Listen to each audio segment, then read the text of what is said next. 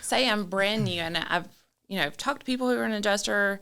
I've kind of learned about it, but not really. What's the first step if I want to do it? If I'm like, you know what, this sounds pretty fun.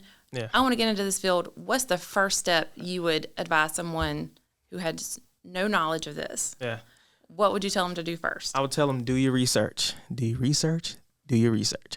Make sure that this is something that you can see yourself doing at least 2+ years, because your first year is going to be a huge learning curve.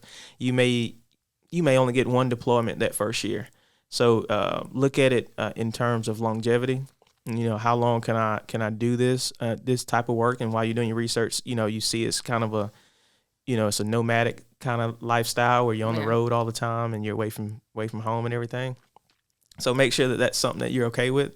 And then once you kind of mold that over, then you jump into, okay, what kind of education do I need? Starting out, you got to have your home state license, adjuster's license.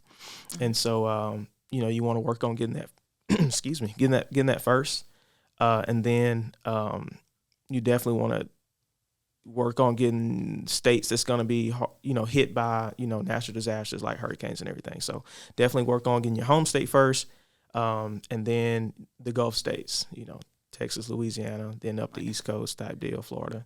Hurricane-prone areas. Hurricane-prone areas, yeah. It doesn't make any sense to get licenses in middle America where, there are some tornadoes and maybe hail, but you're going to probably get your first big break on a hurricane rather than a hail claim. Yeah. No doubt.